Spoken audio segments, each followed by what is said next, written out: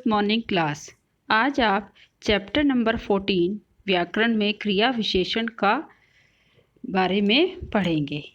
अविकारी शब्द, अ प्लस विकारी अर्थात बिना किसी परिवर्तन के, अतः वे शब्द जो वाक्य में लिंग, वचन, काल, पुरुष आदि के कारण बिना किसी परिवर्तन के प्रयुक्त किए जाते हैं अविकारी शब्द कहलाते हैं।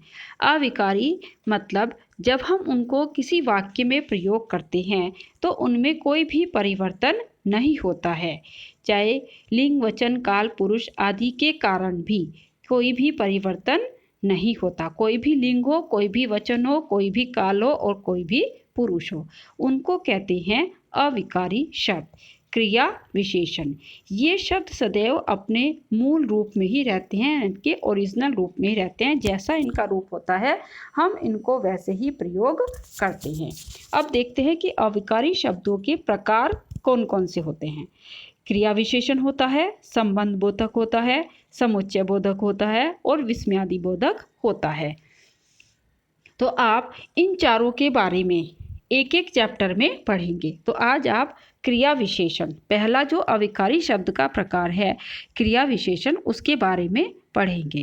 क्रिया विशेषण किसको कहते हैं? ऐसे अविकारी शब्द जो वाक्य में क्रिया की विशेषता प्रकट करते हैं वो क्रिया विशेषण कहलाते हैं। जैसे कि नाम से भी ज्ञात हो रहा है कि क्रिया की विशेषता बताने वाले विशेषण यानी कि क्रिया विशेषण। जैसे लक्ष्य धीरे धीरे चलता है, तो लक्ष्य कैसे चलता है? धीरे धीरे चलता है।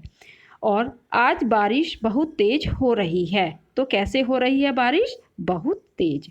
हमारी कार अचानक रुक गई, तो हमारी जो कार थी वो कैसे रुकी? रुकी क्रिया है तो अचानक रुक गई। तो ये जो भी पिंक कलर से शब्द लिखे हुए हैं ये हैं क्रिया विशेषण, यानी कि जो जो इन वाक्यों में क्रिया हो रही है, जैसे चलना, बारिश होना और रुकना, तो उनकी विशेषता कौन बता रहा है? वो लड़का कैसे चल रहा है? धीरे धीरे। बारिश कैसे हो रही है? बहुत तेज। गाड़ी कैसे रुकी? अचानक। तो ये शब्द हुए क्रिया विशेषण। अब आते हैं फिर से क्रिया विशेषण के भेद। ये तो अभी हमने पढ़ा अविकारी शब्द के भेद, वो चार है: क्रिया विशेषण, संबंध बोधक, समुच्चय बोधक, विस्मयादि बोधक, जिसमें अभी सिर्फ और सिर्फ हम क्रिया विशेषण पढ़ रहे हैं। अब क्रिया विशेषण के भी भेद हैं। वो क्रिया विशेषण क्या होते हैं? कालवाचक भी हो सकते हैं, यानी कि जिसमें समय बताया जाए, और फिर स्थानवाचक भी, कहाँ पर किस स्थान पर क्रिया हुई है। परिमाणवाचक यानी कि नाप तोल में और ये द्रव्य में, इन सब में, तो ये भी क्रिया विशेषण हो सकती है। और रीतिवाचक, किस तरीके से उनके करने का तरीका क्या था, वो क्रिया विशेषण। तो इस तरह से क्रिया विशेषण के चार भेद होते हैं। सबसे पहला आता है कालवाचक क्रिया विशेषण।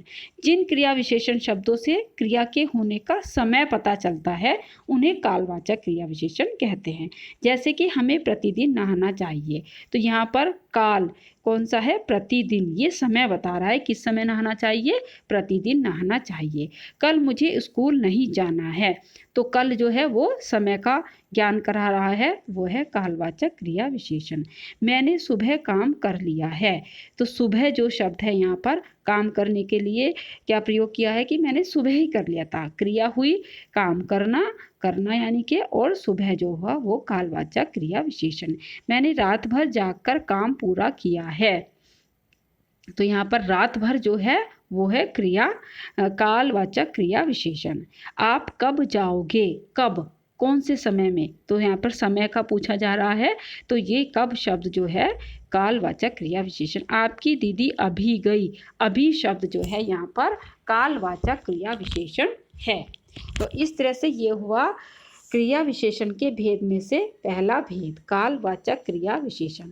अब आता है स्थानवाचक क्रिया विशेषण।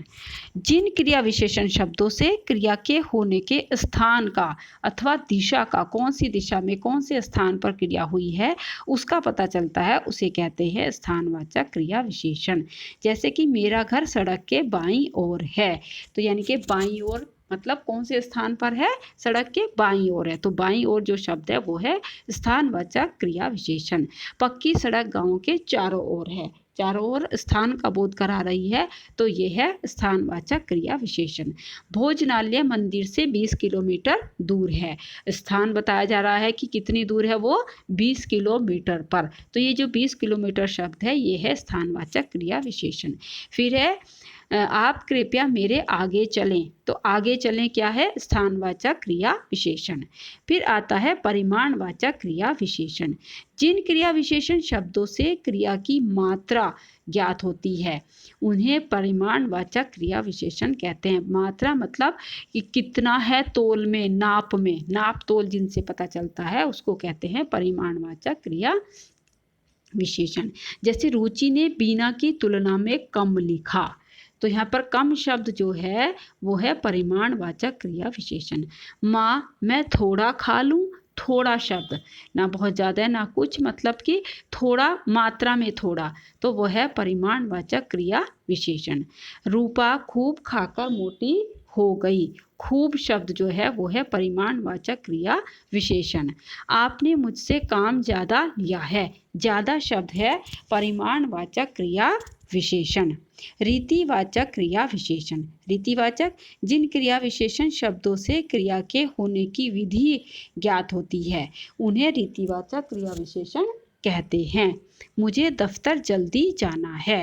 रीति कौन सी विधि है, मतलब कौन सा तरीका है दफ्तर जाने का, जल्दी। तो ये हुई रीतिवाचक क्रिया विशेषण। यह कार्य कैसे कर दिया, कैसे मतलब इसकी विधि क्या थी, तो विधि के बारे में पूछा गया है, तो यह है रीतिवाचक क्रिया विशेषण। आपका शक बिल्कुल सही है, बिल्कुल मतलब उसकी क्या विधि है, बिल्कुल एकदम सही, तो यह हुआ रीतिवाचक क्रिया विशेषण। तुम ये सब गलत कर रहे हो, तो सब गलत, गलत शब्द जो है वो है रीतिवाचक क्रिया विशेषण।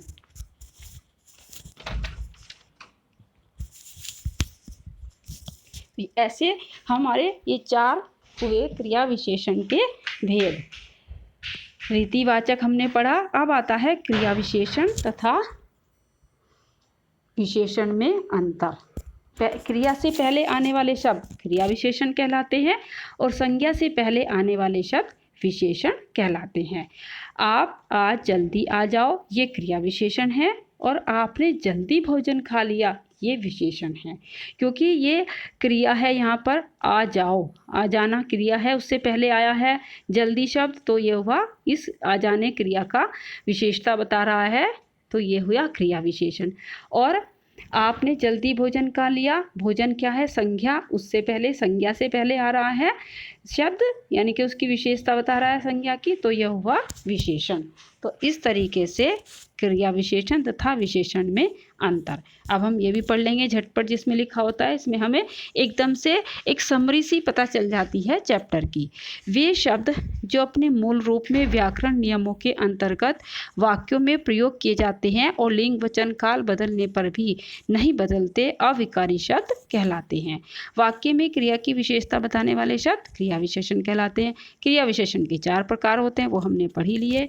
तो अब हम चलते हैं इसके अभ्यास कार्य पर। एक शब्द में उत्तर दीजिए। वाक्य में मूल रूप में प्रयुक्त होने वाले शब्द अविकारी शब्द, क्रिया के होने के समय का बोध कराने वाले क्रिया विशेषण किसका, समय का, कालवाचक क्रिया विशेषण, क्रिया के होने के स्थान का बोध कराने वाले क्रिया विशेषण स्थानवाचक क्रिया विशेषण, क्रिया की मात्रा का बोध कराने वाले परिमाणवाचक क्रिया विशेषण, और क्रिया के होने की विधि का बोध कराने वाले क्रिया विशेषण रीतिवाचक क्रिया विशेषण। ये बहुत सिंपल थे, एकदम से आपके हो गए हैं। अब आता है क्वेश्चन नंबर 2। नीचे दिए गए क्रिया विशेषण शब्दों से रिक्त स्थानों की पूर्ति कीजिए। अब आपको कुकी बॉक्स दे रखा है, इसमें से ही हमें फिल करना है। निधि खाना जल्दी बना लेती है, सुमन ज़्यादा पढ़ती है, मेरे दादाजी धीरे धीरे चलते हैं, मुझे वाला छोड़ दिए, मुझे कुछ फल दे दीजिए, ये भी हो सकता है। वह रोज़ सैर को जाता है, सारी सब्जी हाथों हाथ बिक गई, बच्चा रात भर रोता रहा। तो ये हुआ क्वेश्चन नंबर 2। अब आता है क्वेश्चन नंबर 3। सही मिलान कीजिए। आना अवश्य, चलो परसों, बारिश तेज, पढ़ना धीरे, हंसना बहुत, निकलना आर पार। तो ये हुए आपके सही मिलान करना। और नीचे दिए गए प्रश्नों के उत्तर इनको छोड़ दीजिए अभी। अब आते हैं हम क्वेश्चन नंबर 5 पर। बहुविकल्पीय प्रश्न। नंबर 1, चाय में चीनी ज़्यादा है, परिमाणवाचक। अनुराधा सुंदर गाती है, रीतिवाचक। सुप्रिया और मीरा कल सुबह आएंगे, कालवाचक। अस्पताल के लिए बाएं जाएं, स्थानवाचक।